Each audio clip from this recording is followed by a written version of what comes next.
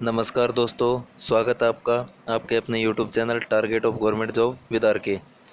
दोस्तों, आज हम पढ़ने वाले हैं हरियाणा का एचएससी का एक बहुत ही प्रमुख चैप्टर, हरियाणा की प्रमुख नहरें, जहां से एचएससी बार बार क्वेश्चन पूछती है।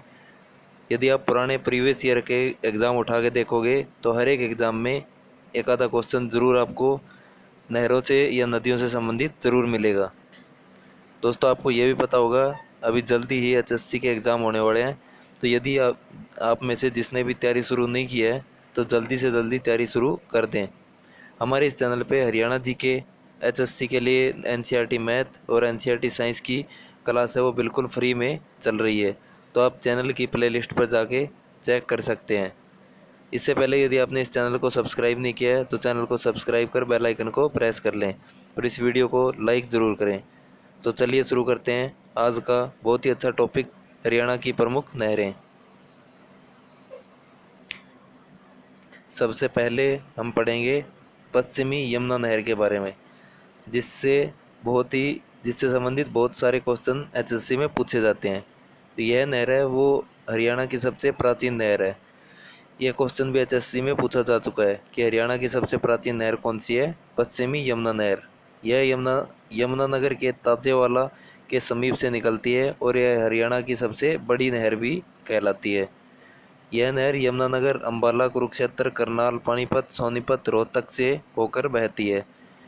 इसकी मुख्य शाखा की लंबाई 326 किलोमीटर है और इससे 1 दर्जन से ज़्यादा छोटी शाखाएं निकलती है। यह हरियाणा के कुल भाग के 58% भाग पर सिंचाई करती है।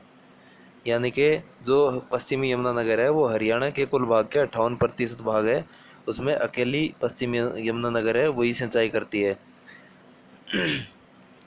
उसके बाद वर्तमान में हरियाणा सरकार ने इस नहर के उत्थान के लिए 2200 करोड़ रुपए का प्रावधान किया है, जिसकी कुल लंबाई 3226 किलोमीटर रहेगी। तो जो इसके उत्थान के लिए कितने करोड़ का प्रावधान किया गया है? 2200 करोड़ का। लंबाई कितनी रहेगी? 3226 किलोमीटर। नेक्स्ट है भाखड़ा नहर। भाखड़ा नहर के निर्माता सर छोटू राम है, लेकिन इस नहर के निर्माण का परामर्श है वो पंजाब के तत्कालीन उपराज्यपाल सर लुई डेन ने 1908 में दिया था। और यह नहर सतलुज नदी पर नांगल बांध से निकलती है।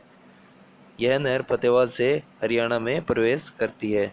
तो भाखड़ा नहर है वो हरियाणा में कहाँ से प्रवेश करती है? यह फतेहाबाद से प्रवेश करती है और इस नहर से सिरसा, हिसार, फतेहाबाद, जींद में सिंचाई की जाती है। नेक्स्ट है गुड़गांव नहर। यह नहर दिल्ली के ओखला बैराज से निकलती है और इसे आगरा नहर भी कहा जाता है। तो ये कहाँ से निकलती है? ये ओखला बैराज से निकलती है और इसे क्या कहा जाता है? आगरा नहर। यह नहर आगे मथुरा, आगरा तक सिंचाई करती है। हरियाणा में बात करें तो इससे गुड़गांव, फरीदाबाद और पलवल में सिंचाई की जाती है।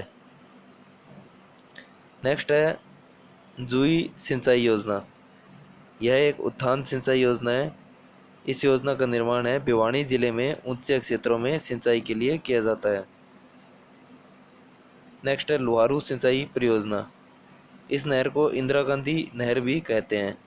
सबसे इम्पोर्टेंट क्वेश्चन है जो बार बार पूछा जाता है, लोहारू सिंचाई परियोजना को क्या कहते हैं? इंदिरा गांधी नहर।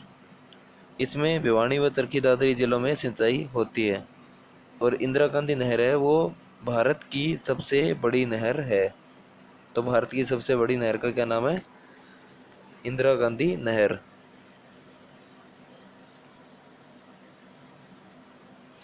भिवानी उत्थान सिंचाई योजना। वीरेंद्र नारायण चक्रवर्ती नहर, इसे वीरेंद्र नारायण चक्रवर्ती नहर भी कहा जाता है। इस नहर से भिवानी जिले में सिंचाई की जाती है। नेक्स्ट है SYL, जो कि आप डेली न्यूज़ में भी पढ़ते रहते हैं, सतलुज यमुना लिंक नहर, जिसके ऊपर विवाद चल रहा है। तो यह नहर हरियाणा और पंजाब की संयुक्त नहर है। इस नहर की कुल लंबाई 212 किलोमीटर है। हरियाणा में इसकी लंबाई है वो 91 किलोमीटर है और पंजाब में इस नहर की लंबाई है वो 121 किलोमीटर है। हरियाणा में बात करें तो 91 किलोमीटर और पंजाब में है वो 121 किलोमीटर इस नहर की लंबाई है।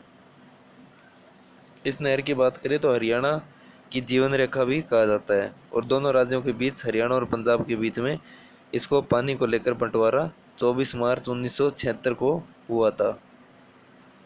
नेक्स्ट है जवाहरलाल नेहरू उत्थान सिंचाई योजना। इस परियोजना का निर्माण है वो महेंद्रगढ़ जिले में कृषि विकास और सूखा राहत कार्यक्रम के अंतर्गत किया गया था।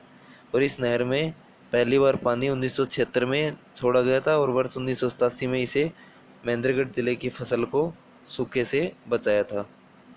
नेक्स्ट है नांगल उत्थान सिंचाई परियोजना।